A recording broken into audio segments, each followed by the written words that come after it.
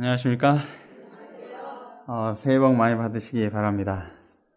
오늘 오래간만에 새로운 성도님들을 뵙게 되어 참으로 기쁩니다. 이 자리에 설 수 있게 해주신 새로운 성도님들과 또 하나님께 진심으로 감사를 드립니다.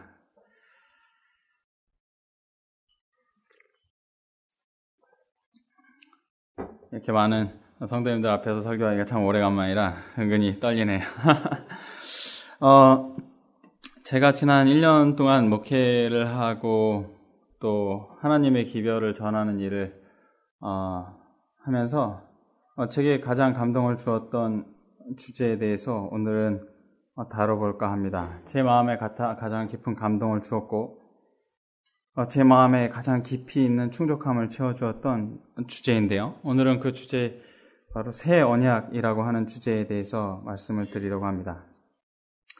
언약이라고 하는 단어는 말 그대로 말씀 원자에 언약, 약속할 때 그 약자를 써서 말로 나눈 서로 간의 약속을 언약이라고 하지요.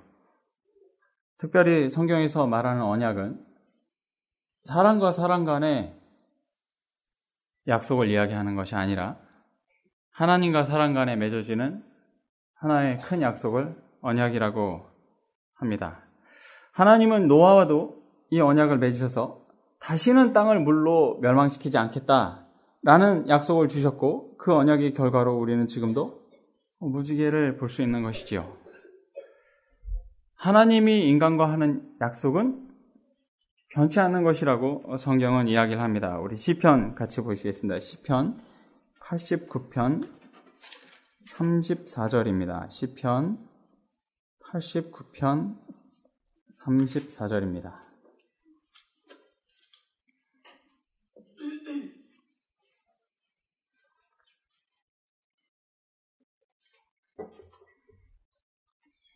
시편 89편 34절입니다.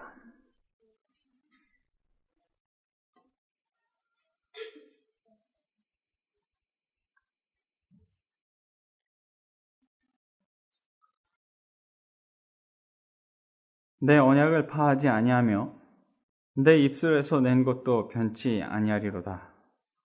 하나님께서 하신 언약은 결단코 어떠한 언약이든지 변치 아니한다고 하는 것에 대해서 말씀하신 것입니다. 하나님께서 우리에게 인간에게 몇 가지 언약을 주셨지만 그 중에 가장 중요한 죄와 영생에 관한 문제에 관한 언약, 그 언약을 오늘 성경을 통해서 집중적으로 보았으면 합니다.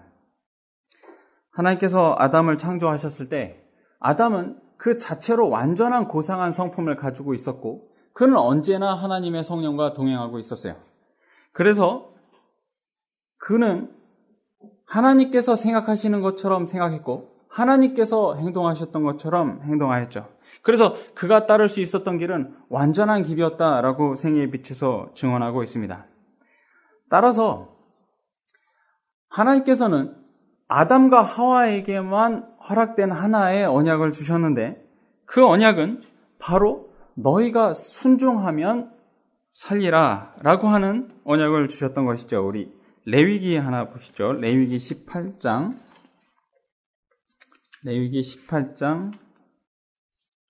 5절입니다. 레위기 18장 5절.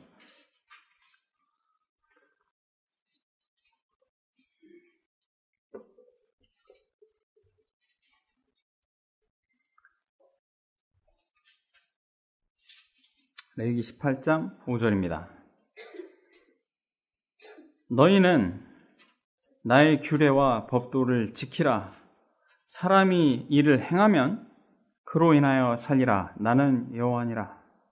이것이 하나님과 아담 간에 이루어진 언약이었어요.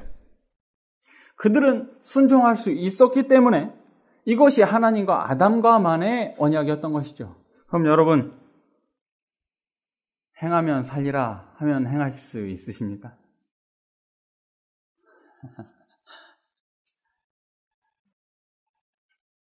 아담은 이거를 행할 수 있었어요. 근데 아담과 하와가 하나님의 명령에 불순종하기 시작하였을 때, 죄가 들어왔을 때 그들이 하나님을 사랑하던 그 마음을 자아를 사랑하는 마음으로 대치되게 됩니다. 지금 우리에게도 언제나 있는 것은 하나님의 음성이 내게 들려오면 언제나 그 음성이 내게 손해가 될 것처럼 들려주는 그 내 안에 있는 그 음성, 그것이 바로 죄로 인해서 시작되게 된 것이었어요. 제가 광주에 내려가서 목회를 하라고 하나님의 음성이 들렸을 때, 하나님, 저는 여기에 가면 제 경력도 끊어지고 제가 1년 뒤면 아기도 낳을 텐데 제가 그를 무엇으로 먹여 살려야 하나요? 저에겐 이것은 분명히 손해가 되는 일입니다. 라고 하나님께 말씀을 드렸지만, 하나님께서 제게 계속적으로 말씀하셨던 것은 무엇이냐면, 내가 너를 입히고 먹일 터이니 그렇게 가봐. 제 마음에는 분명히 그것이 손해가 될 것 같고 제 자아를 사랑하는 마음이 있었어요. 근데 하나님의 음성은 그것과 반대로 저를 밀어붙이시더라고요. 그 결과 제가 못 먹고 못 입는 것처럼 보이십니까? 하나님의 음성은 언제나 우리의 마음속에는 언제나 하나님의 음성이 들릴 때 그것이 내게 손해가 될 것처럼 하나님의 음성에 받아치곤 합니다. 근데 그것을 넘어서 믿음으로 바라보기 시작하면 하나님께서는 그 다음에 반드시 입히고 보살피고 우리를 행복하게 만들어주시는 것을 저는 확실하게 증언할 수 있습니다.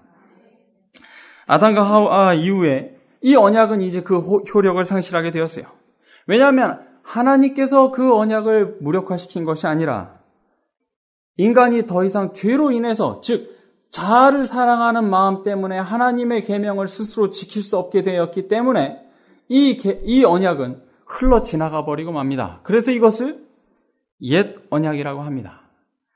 따라서 옛 언약은 오직 죄를 짓지 않았던 두 사람, 아담과 하와에게만 적용되는 언약이었던 것이죠.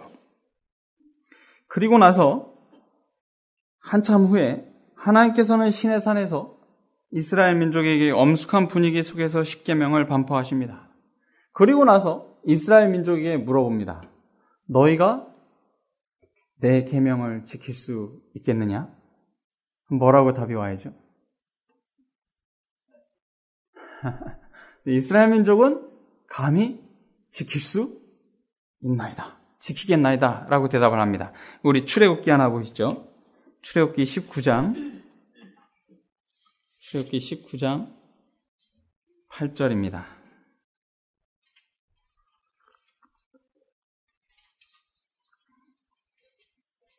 출애굽기 19장 8절입니다.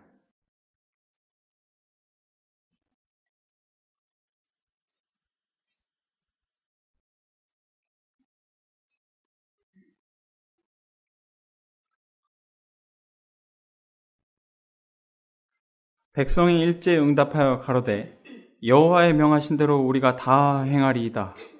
모세가 백성의 말로 여호와께 회고하매. 저는 모태신앙을 한 사람으로서 저의 마음은 늘 이와 같은 이스라엘 사람과 같은 마음을 따랐던 것 같습니다. 제가 늘 하나님을 모시는 태도가 이와 같았습니다. 늘 나는 언젠가 돈을 벌어서 그것으로 하나님을 위해서 성전을 만들어드리고 봉사도 하고 하나님께 무엇을 바치면 그것이 내가 하나님의 말씀에 순종하는 것이 있거니,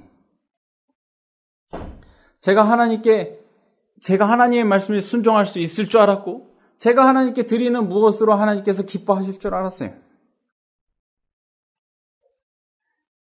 저는 과거에 만화에 중독되어 있었고 화를 내기 시작하면 제 입에서 자주 나왔던 말이 고개를 도리도리 흔들면서 도저히 못 참겠어. 이게 제 입에 늘 달려 있었어요. 그러면서도 제 마음속에서 늘 하는 말이, 나는 만화가 중독이 되지 않았고 나는 그저 좋아서 볼 뿐이야. 언젠간 돌아갈 수 있어. 그리고는 누가 나를 건드리지 않으면 나는 언제든지 화를 내지 않을 수 있는 온화한 품성의 소유자야 라고 스스로 생각했어요. 그리고 큰 죄를 지은 것이 없기 때문에 나는 죄인이 아닌 그저 의인인 줄 알았어요. 사실 솔직하게 고백하건대 군대에서 제가 안식일을 지켰던 그 대부분의 동기 또한 제 스스로 안식일을 지키고 싶어서 지켰던 것도 사실 많았던 것을 이 자리에서 고백을 합니다. 제가 하나님의 계명을 지키면 그것이 지키는 것인 줄 알았어요. 근데 하나님께서는 이 이스라엘 민족들이 우리가 그 명하신 것을 지키겠나이다 하였을 때 하나님께서는 그것을 묵인하십니다. 그리고 나서 불과 몇 주가 지나지 않아서 그들은 황금으로 우상을 만들고 그 주위를 뛰놀게 되죠. 하나님께서는 이것에 대해서 몹시 불쾌하게 여기시기 시작하십니다.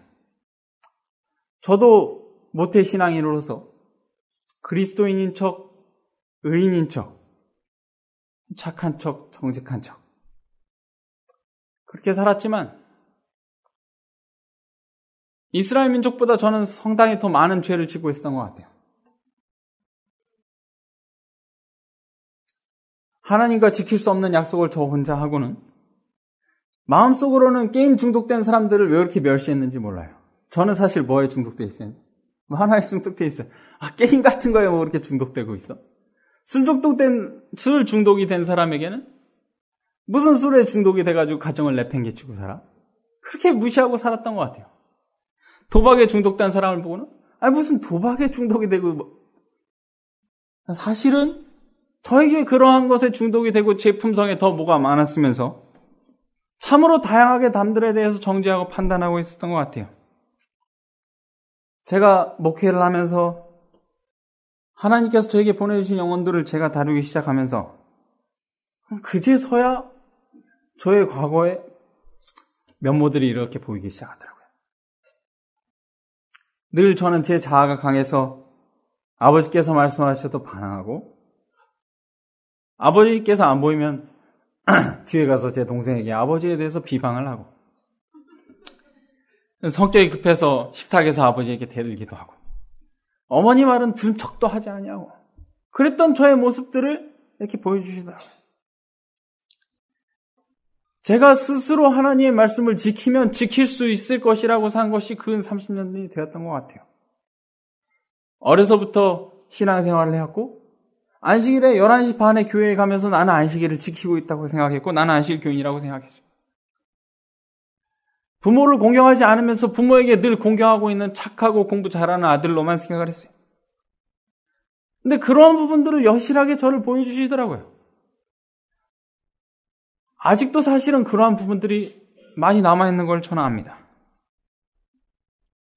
하나님께서는 언약을 지키지 못하는 인간을 위해서 드디어 새로운 제2차 계획을 발표하시기 시작하세요. 그것을 새 언약이라고 말을 합니다.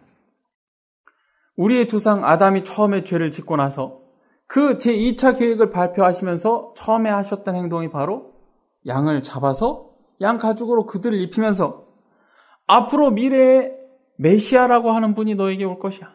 근데 그분이 오면 너희가 다시 과거처럼 죄 짓지 않고 살 수 있는 삶을 살게 해주겠다고 하는 언약을 만들어 주신 것이 바로 새 언약이었던 것입니다.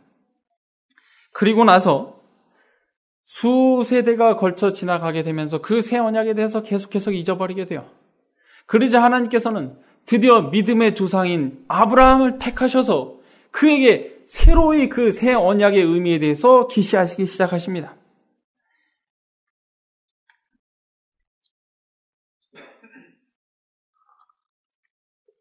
이제 하나님께서는 인간과 다시 한번 언약을 맺어서 즉 새로운 구속의 계획을 만드셔서 그것으로 죄 짓지 않는 방법에 대해서 마련해 주시려고 하는 것이에요.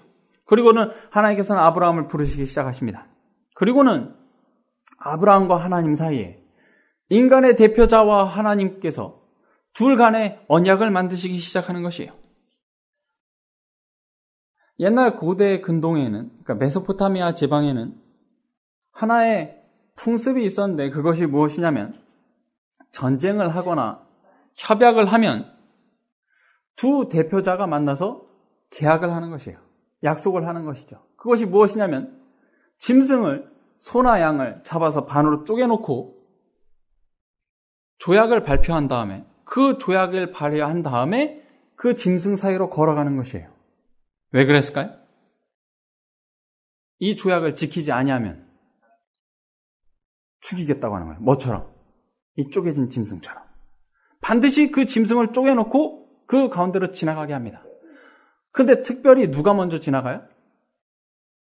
이 전쟁에서 승자가 지나갈까요? 패자가 지나갈까요? 패자가 지나가죠. 너가 전쟁에서 졌기 때문에 이 조약을 지키라고 하는 거예요.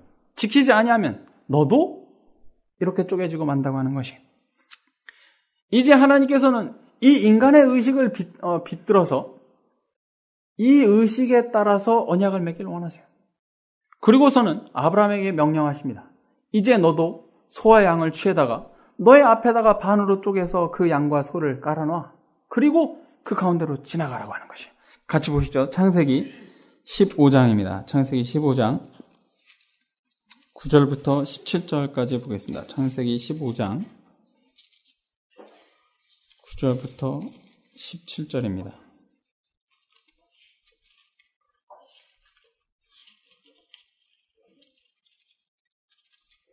창세기 15장 9절부터 17절입니다.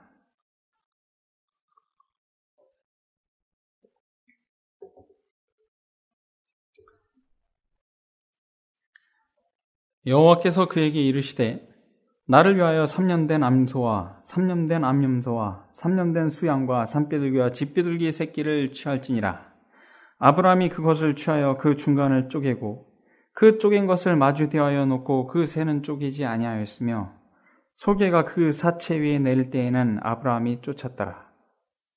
해 질 때에 아브라함이 깊이 잠든 중에 캄캄함이 임함으로 심히 두려워하더니 여호와께서 아브라함에게 이르시되 너는 정령이 알라. 내 자손이 이방에서 객이 되어 그들을 섬기겠고 그들은 400년 동안 내 자손을 괴롭게 하리니 그 섬기는 나라를 내가 징치할지며 그 후에 내 자손이 큰 재물을 이끌고 나오리라.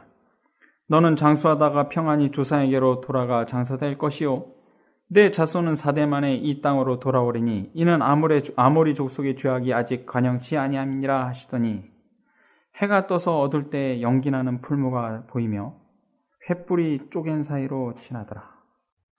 이제 아브라함이 그 쪼갠 고기 사이로 지나가기 시작하는 것이에요. 그런데 아브라함이 이제 그 쪼갠 고기 사이로 지나간 다음에 어떻게 하죠? 그 고기 옆에 서서 그 고기의 새들이 쪼아먹지 못하도록 지키고 서 있습니다. 그리고 다음 지시를 기다리는데 17절에 뭐가 일어나기 시작해요? 타는 횃불이 쪼갠 고기 사이로 지나가기 시작하는 것이에요. 이 횃불이 뭘까요? 이 횃불이 상징하는 게 무엇일까요? 예수님이에요. 예수님이 그 가운데로 지나가시기 시작하는 것이에요. 아까 뭐라고 그랬죠? 이 의식은 전쟁의 승자와 패자가 있으면 누가 지나간다고요? 패자요. 그럼 아브라함은 지나갔어요. 그럼 예수님은 지나가실 필요가 사실은 없어요. 근데 왜 지나가시죠? 동등한 위치에서 언약을 하자고 하는 것이에요. 나는 신이고 너는 창조물이야.가 아니라 나와 너가 동일한 입장에서 언약을 맺자고 하는 거예요. 동일한 관계에서. 이걸 보면 참 겸손한 하나님을 볼 수 있죠. 사실은 이 쪼갠 고기 사이로 지나가시는 예수님께서는 그들이 스스로 언약을 지키지 못할 것을 아시고는 내가 그 언약을 지키게 해줄게 라는 약속으로 그 횃불을 지나가는 것이에요. 예수님을 희생 제물로 바치는 그 의식을 통해서만이 예수님의 언약을 지킬 수 있다고 하는 것을 가르쳐 주시기 위해서 친히 그 쪼갠 고기 사이로 지나가시는 것입니다. 우리 다니엘서에서도 이와 같은 이야기가 있는데 같이 보시죠. 다니엘서 9장 26절입니다. 다니엘서 9장 26절입니다.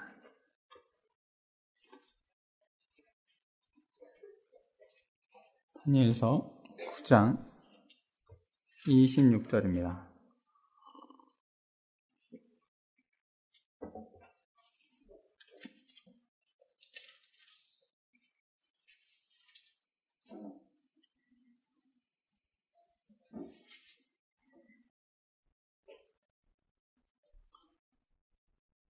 (62일의) 후에 기름 부은 자가 끊어져 없어질 것이며 장차 또 한 왕이 와서 그 성읍과 성소를 회파하려니와 그의 종말은 홍수에 엄몰될 것 같을 것이며 또 끝까지 전쟁이 있으리니 황폐할 것이 작정되었느니라. 그가 장차 많은 사람으로 더불어 한 이래 동안에 언약을 굳게 정하겠고 그가 그 일의 절반에 제사와 예물을 금지할 것이며 또 잠포하여 미운 물건이 날개를 의지하여 설 것이며 또 이미 정한 종말까지 진노가 황폐케 하는 자에게 쏟아지리라 하였느니라. 여기 26절에 기름 부은 자가 누구죠? 이거를 히브리어로 뭐라 그러죠? 메시아. 그러니까 여기 기름 부은 자가 메시아인데 그가 어떻게 된다고요? 끊어진다고요. 이 끊어지는 것에 대한 것이 바로 뭐죠? 쪼개는 것이. 아까 쪼갠 거 하나 있었나요? 네, 뭐였죠? 아브라함이 쪼갠 고기 사이로 지나요. 짐승 사이로 지나간 거. 그래서 언약이라고 하는 단어 자체가 원래 어원이 어디에서 나왔어요? 쪼갬에서 나왔습니다. 쪼갬. 그러니까 쪼갠 것이라고 하는 것은 누가 쪼개지시는 거예요? 사실은 예수님이 쪼개지시는 거예요.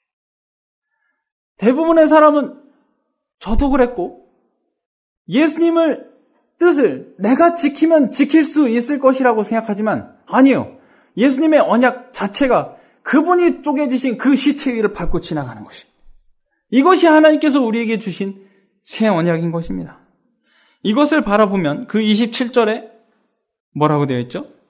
한 일의 동안에 언약을 굳게 정하는 것이. 예수님의 죽으심을 우리의 몸속에 받아들이면 그 다음부터 언약이 굳게 정해지는 것입니다. 예수님의 말씀을 믿으면 그분의 십자가를 내 안에 받아들이면 그제서야 내 품성이 변하고 내가 예수님의 말씀을 지킬 수 있게 되는 것이에요. 그래서 사실은 새 언약 위에 뭐가 있어요? 믿음으로 말미암는 의는 새 언약을 기반으로 그 위에 팔을 딛고 있는 것이에요. 따라서 믿음으로 말미암는 의의 가장 근본적인 것을 가지고 있는 것, 그것은 바로 새 언약. 그 중에서도 가장 핵심, 그것은 바로 십자가였던 것입니다.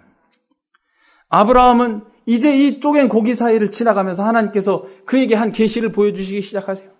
그것은 무엇이었냐면 그가 있은 후에 수천 년 뒤에 예수님께서 십자가에 달려 돌아가시고 그 다음에 재림시에 놀라운 영광으로 오게 되는 것을 그가 계시로 보게 됩니다. 그러면서 그는 그 쪼갠 고기 사이를 지나가면서 그 쪼갠 고기가 무엇을 상징하는지를 명확하게 알았어요. 그리고 나서 그는 예수님의 피로 자기가 죄를 짓지 아니하고 예수님처럼 살아가게 될 수 있다고 하는 것을 명확하게 인식하게 됩니다. 그는 수천 년 전에 태어났지만 그는 그 당시에도 믿음으로 말미암는 이의 가장 핵심적인 기별, 즉 예수님을 받아들여야만이 예수님의 뜻대로 살아갈 수 있다고 하는 것을 그는 굳게 믿었어요. 그리고 나서 그는 믿음의 조상으로서의 그 길을 터벅터벅 걸어가게 되는 것입니다.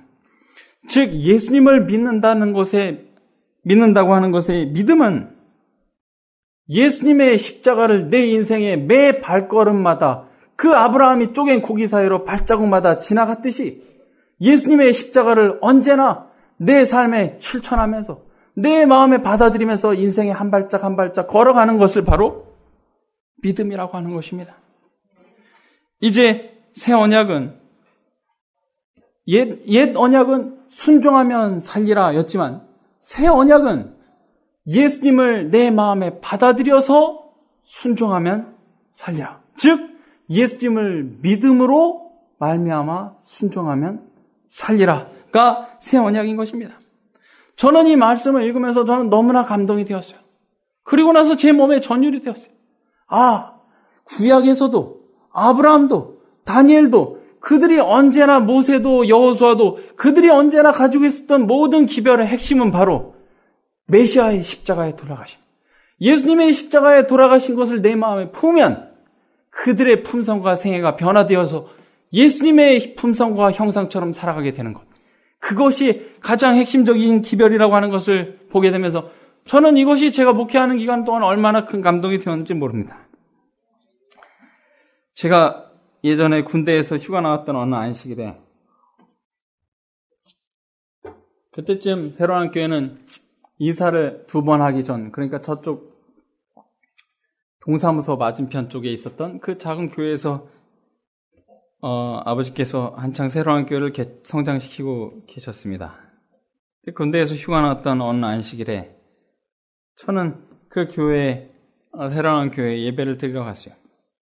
근데 그때 당시 제가 군대에 있을 때 힘이 세고 아주 등치가 커서 두려울 게 없었어요.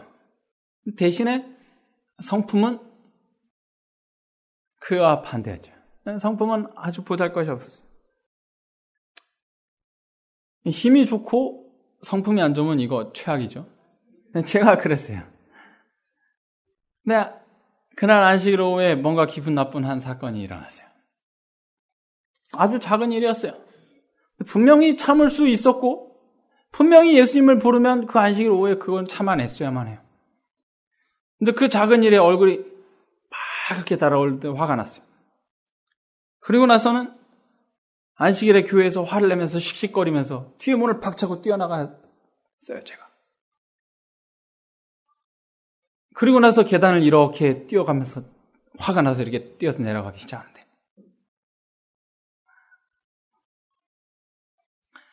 제 아버지께서 제 뒤를 따라오시는 거예요.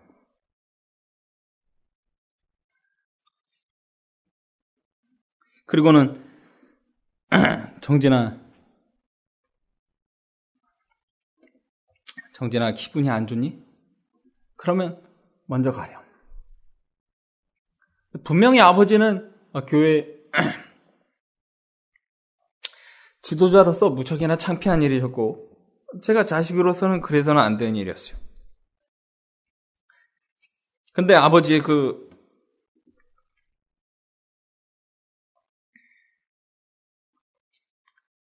겸손하고 사랑스럽게 저를 뒤에서 부르시는 그 목소리에 그런 것들이 제 마음을 이렇게 찌르더라고요. 그리고 집으로 이렇게 터덜터덜 걸어가면서 얼마나 눈물이 나던지 몰라요. 그리고는 그때 결심했던 것이 내가 다시는 아버지에게 그런 모습을 보이지 않아야겠다. 다시는 아버지에게 순종하지 않는 그런 반항적인 아들이 되지 않아야지 하고 다짐을 했어요. 그럼에도 불구하고 화가 나면 어떻게 해요? 눈에 사람이 보이지 않는 것이.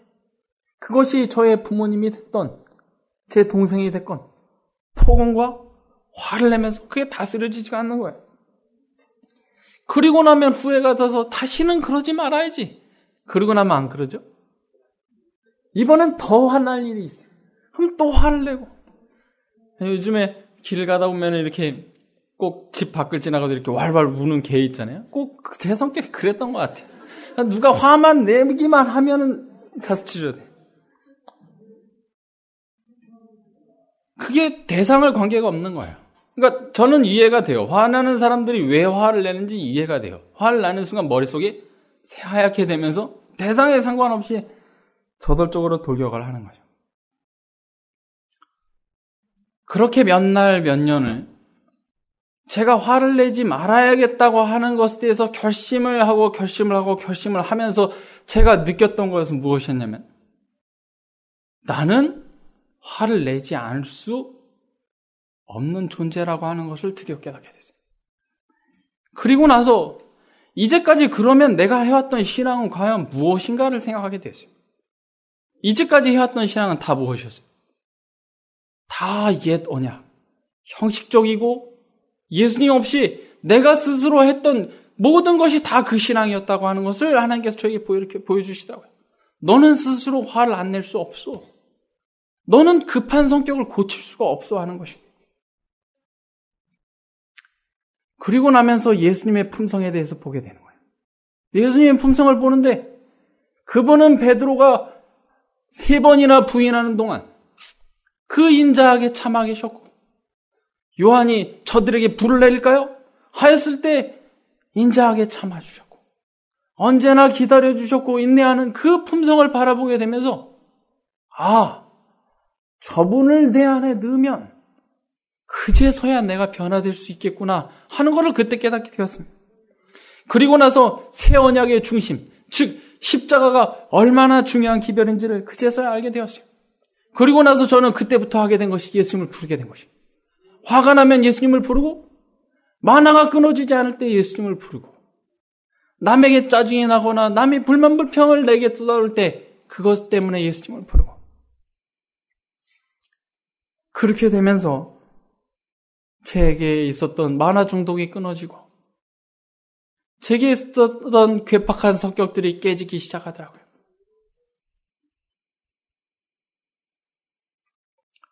다시는 안식일에 교회에서 부모님에게 그렇게 창피한 모습을 보기가 너무 싫은 거예요. 근데 그게 내 힘으로 될 수 없는 걸 알지만 그 목적을 이루고 싶으니까 그 목적을 이룰 수 있는 유일한 방법, 즉 예수님을 부르게 되기 시작하면서 제 품성의 변화가 일어나기 시작을 하더라고요. 그때부터 그때가 처음 예수님을 만나기 시작했던 때 같아요. 내 품성에 내가 고칠 수 없다는 것을 깨닫고 나서야, 그리고 나서 다시는 그 일을 하지 않기 위해서는 오직 예수님밖에 도와주실 분이 없다고 하는 것을 깨달으면서 그제서야 제가 예수님을 만나고 제 품성이 변화되어 가는 것 같아요. 제가 부모님께 그 뒤로는 그렇게 무례하지 않은 사람으로 변화시켜 주시는 것 같아요, 하나님께서. 제가 30이 넘고 결혼을 하고 이제 제가 아이가 있지만 이제 예전과 많이 달라진 것은 아버지께서 저에게 조금 쓴소리를 한다 하실지라도 그것을 곰곰이 생각하면서 순종할 수 있도록 하나님께서 저를 변화시켜 주셨어요. 아버지와 대화하기를 즐겨하고 제 아버지는 제가 가장 존경하는 아버지가 되셨어요. 그렇게 저를 변화시켜 주신 이유는 제가 다른 어떠한 것을 해서도 아니고 제 고집도 아니고 제 다짐도 아니고 다른 결심도 아닌 오직 그분의 사랑이 제 안에 들어왔을 때 저를 변화시켜 주셨던 것을 저는 증언할 수 있습니다. 아주 단순했어요. 유혹이 올 때마다, 내게 화가 날 때마다, 때때로 지금도 그래요. 언제나 화가 날 때는 여러분도 아시죠? 이 증상이 이렇게 일어나기 시작하시죠. 이렇게 손이 떨린달지 뭐 이런 증상이 와요. 그러면은 마음이 눈앞이 캄캄해지기 시작해요.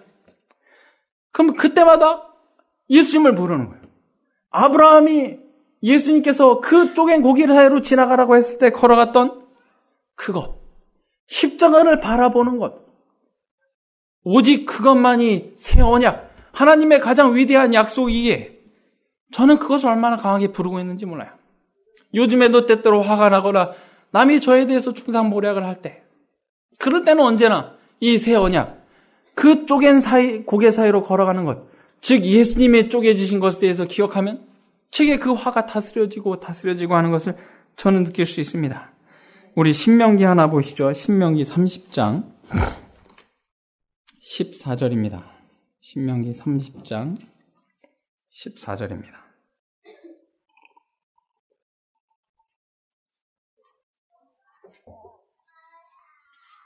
신명기 30장 14절입니다. 오직 그 말씀이 내게 심히 가까워서 내 입에 있으며 내 마음에 있은즉 내가 이를 행할 수 있느니라. 말씀, 즉 예수님께서 우리의 입에 계시고 우리의 마음에 있으면 예수님께서 하신 말씀에 순종할 수 있다고 하는 것입니다. 예수님을 마음에 모시는 것이 저의 품성을 변화시켜 주시고 제게 얼마나 중요한 일인지 몰라요. 저는 그때서야 제가 죄인이고 제가 포악한 성격의 소유자라고 하는 것을 깊이 깨닫게 되면서 새 언약의 중요성, 그리고 십자가의 예수님의 소중함을 깨닫게 되었습니다. 제가 광주에서 목회를 하면서 전할 것이 무엇이 있었을까요? 성경 지식이 많았을까요? 아니면 무엇을 전했을까요? 그것은 다른 것이 아닌 이 새 언약, 제가 겪은 예수님, 그것만을 전했던 것입니다. 제가 있는 교회에는 이 기별에 대해서 굉장히 단비처럼 달게 여기는 분들이 있어요. 그들에게 이 기별을 전해주면 그들이 단비처럼 이것을 받아들이는 것이에요. 그리고 때때로 그들의 삶이 변화되고 그들의 가족들이 저에게 와서 얘기해요. 우리 남편이 달라졌어요. 우리 딸이 달라졌어요. 그럼 그 이야기를 들을 때마다 얼마나 기분이 좋고 보람이 되는지 몰라요. 왜냐하면 그들의 삶 속에도 내가 만났던 그 예수님이 그들에게 역사하고 있는 것을 보게 되니까요. 그리고 나서는 하나님은 내게뿐 아니라 다른 사람에게도 여전히 역사하고 계시는구나 하는 것을 더욱더 확신하게 돼요. 그리고 나서는 저는 더욱더 매달리게 됩니다. 내게 역사하셨던 그분께서 다른 사람에게도 역사하고 계시다면 이것은 정말 확실한 거예요. 그래서 저는 더욱더 예수님을 붙잡고 나아가게 됩니다. 예수님은 지금도 살아계셔서 우리가 그분의 새 언약을 붙들기만 하면 그분은 지금도 우리를 변화시켜 주실 수 있다고 저는 확신합니다. 제가 한 여자분의 이야기를 들려드리도록 하겠습니다. 그 여자분이 금요일 저녁 예배를 마치고 이제 그분이 집으로 돌아가 금요일 저녁 예배가 마쳤으니까 좀 한가하니까 이제 어머니하고 딸하고 둘이 이야기를 하기 시작하는 거예요. 근데 그녀의 어머니가 전화를 받았어요. 근데 집안이 조용하고 아무도 없는 중에 마루에서 전화를 받으니까 상대편의 목소리가 들리나요? 안 들리나요? 다 들리죠. 귀를 쫑긋 세우고 이분이 여자분이고 이제 남동생의 전화를 엄마가 받으니까 귀를 쫑긋 세우고 듣는 거예요. 근데 아무 생각 없이 그 대화를 듣고 있는데 한참 대화가 진행되는 것을 들어보니까 그 대화의 공격 대상이 누구라는 걸 알게 됐어요. 자기 자신이라는 거예요. 한참 동안 그 동생이 누굴 욕하고 있는 거예요? 자기 자신에 대해서 엄마에게 털어놓고 있는 거예요. 전화가 끝난 다음에 이제 엄마한테 물어봤어요. 엄마, 동생이 뭐라고 해요? 엄마 뭐라 그럴까요? 대답을 하지 않는 거예요. 엄마, 동생이 뭐라고 하던가요? 대답을 하지 않는 거예요. 이제 그녀의 손이 어디로 다가가기 시작했어요? 전화기로 이렇게 손이 다가가기 시작하는 거예요. 근데 전화기로 다가가는 손이 바들바들 떨리는 거예요. 왜요? 이거 잡아서 전화하면 분명히 싸우게 될 거라는 것을 알아요. 그러니까 전화기로 손이 떨리면서 다가가는 거예요. 근데 이분이 저하고 성경 공부를 하면서 그분이 분명히 그분 안에 있는 작은 천국을 경험했어요. 금요일날 저녁에도 그분이 마음의 행복을 느끼고 돌아갔다고요. 근데 그날 그 전화를 하면 뭐가 깨지죠? 자기 마음의 천국이 깨지게 되는 거예요.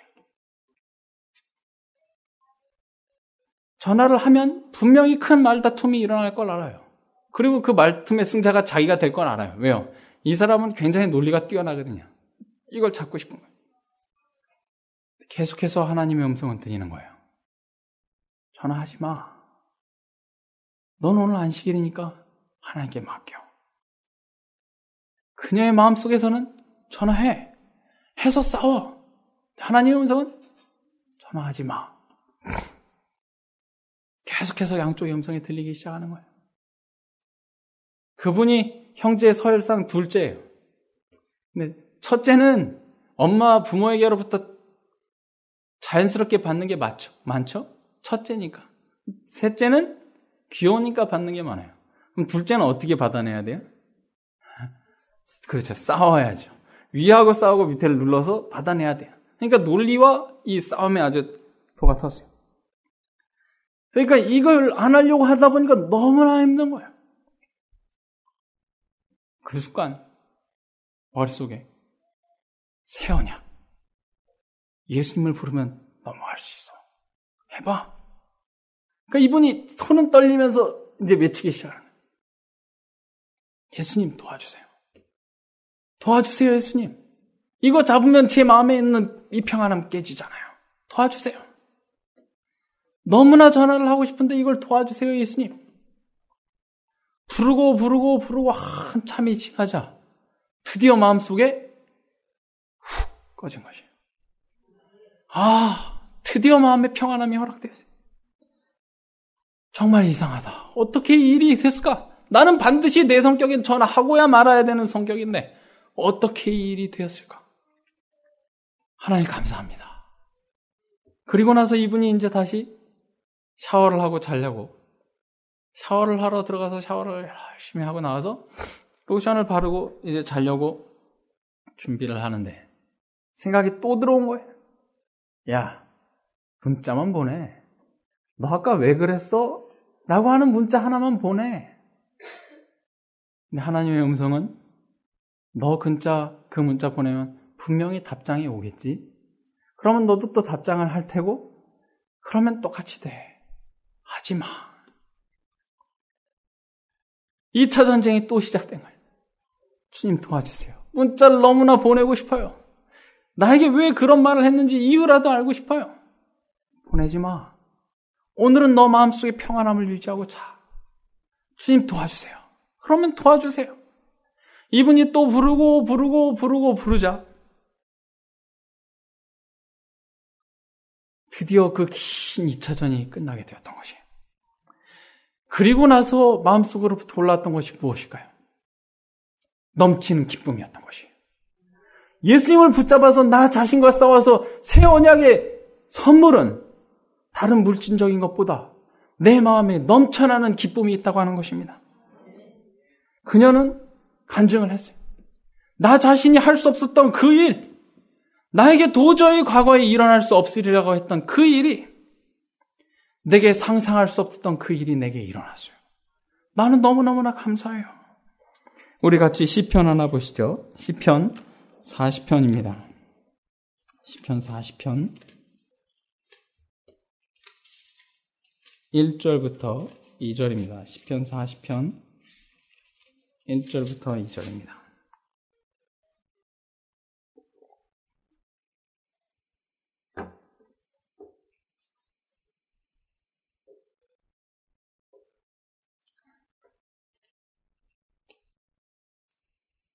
내가 여호와를 기다리고 기다렸더니 귀를 기울이사 나의 부르짖음을 들으셨도다.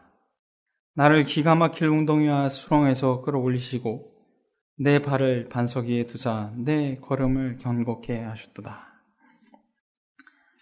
저희 교회에 또 다른 한 분이 계시는데 이분은 공장에서 일하시는 가장이세요. 근데 이분은 늘 성실하게 일하려고 참 많은 노력을 하세요. 그리고 손재주도 좋고 부지런하고. 근데 이분이 한 가지 단점이 있는데 그것이 무엇이냐면 화를 너무 잘 내요. 다혈질적인 성격을 가지고 있어요. 그래서 그가 얼마나 화를 잘 내냐 하면 화가 나면 웬만하면은 이렇게 뭐 기물을 부순다든지 이렇게 해서 화를 푸는데 너무나 화를 내서 감당할 수가 없으면 그 공장 마당에 대자로 드러나서 팔다리를 떨어요. 그러니까 아시겠죠? 어느 정도로 화를 심하게 내는지. 그러니까 감당이 안 되니까 그 비 오는 날이건 먼지 나는 날이건 그 운동장에 나가서 대자로 해갖고 팔다리를 떨어요. 그러니까 화가 감당이 안 되는 거예요. 그러니까 이분이 성격이 이르다 보니까 우울증도 앓았고 조울증도 앓고 정신적으로도 문제가 과거에 있었어요. 이분의 성미가 급한 것은 다 알아줘요. 이분이 새 언약에 대해서 공부를 하게 된 거예요. 예수님을 부르면 그게 가라앉을 수 있습니다. 화를 안 낼 수 있어요. 이분이 그걸 열심히 듣더라고요. 정말로 그게 가능한가요? 정말로 그게 가능해요? 가능합니다. 저도 선생님만큼 안 됐지만 저도 뭐 만만치 않았는데 변화시켜 주셨어요. 해보세요. 이분이 시작하는 거예요. 아침에 공장에 나가요.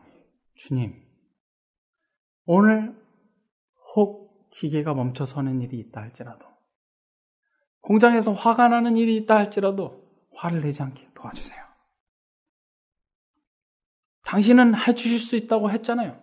나는 화가 나면 운동장에 나가서 부르르 떠는 정도의 성기를 갖고 있는 사람인데 당신은 하게 해주실 자 있지 않습니까? 도와주세요.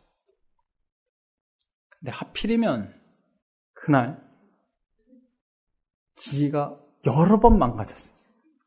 그러면 누가 고쳐야죠? 이분이 다 고쳐야 되는 거예요. 한 번, 두 번, 몇 번 고장났을까요, 그날? 비슷한데 8번 고장났다 하더라고요. 여러분 기계 하나 쓰신 뒤에 하루에 8번 고장나기 쉽지 않죠? 근데 왜 그런 일이 일어났을까요? 사단이 그에게 시험을 첨가한 것이. 8번 고장이 났어요. 근데 그분이 한 번 할 때마다 예수님, 두 번째 고장날 때마다 예수님, 세 번째 고장날 때마다 예수님, 네 번째 되니까 조금 힘들더래요. 그래서 또 예수님.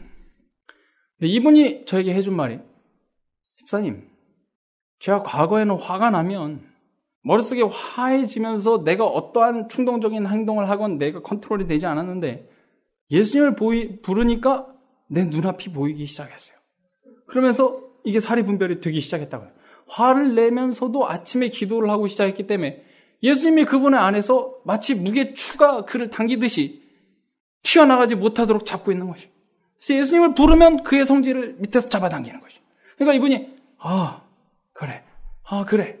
그래서 8번이나 그 일이 있었는데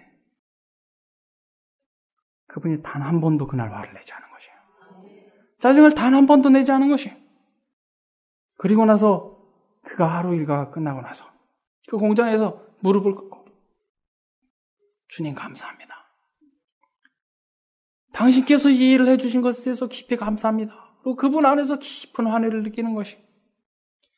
왜요? 예수님을 부르지 않았으면 자기의 한계는 3번이었으니까. 자기는 언제나 3번 정도 화가 나면은 튀어나갔어요. 근데 8번이 되도록 화를 나지 하지 않은 것은 예수님의 능력이었다고 하는 것을 깊이 그가 느끼게 된 것이에요. 저와 제 아내가 그리고 저희 교인들의 마음에 깊은 평안함을 허락해 주시는 하나님께 진심으로 감사합니다. 그분의 이름을 부르고 그분의 마음에 모시는 것, 그리고 그분의 십자가에 의해서 우리의 품성이 다스려지고 우리의 품성이 변화되는 것은 이것은 참으로 귀중한 경험이자 진리라고 저는 확신합니다. 우리 마지막으로 고린도후서 3장 보고 마치도록 하시죠. 고린도후서 3장입니다.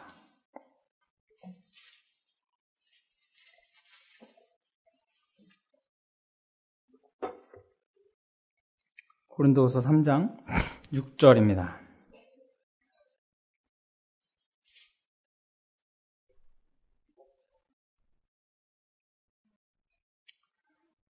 저가 또 우리로 새 언약 일꾼 되기에 만족해 하셨으니 의문으로 하지 아니하고 오직 영으로 함이니 의문은 죽이는 것이요 영은 살리는 것입니다. 14절로 바로 넘어가겠습니다. 그러나 저희 마음이 완고하여 오늘까지도 구약을 읽을 때 그 수건이 오히려 벗어지지 아니하고 있으니 그 수건은 그리스도 안에서 없어질 것이라. 오늘까지 모세의 글을 읽을 때 수건이 오히려 그 마음을 덮었도다. 그러나 언젠지 주께로 돌아가면 그 수건이 벗어지리라. 주는 영이시니 주의 영이 계신 곳에는 자유함이 있느니라. 우리가 다 수건을 벗은 얼굴로 거울을 보는 것 같이 주의 영광을 보매 저와 같은 형상으로 화하여 영광으로 영광에 이르니 곧 주의 영으로 말미암으니라.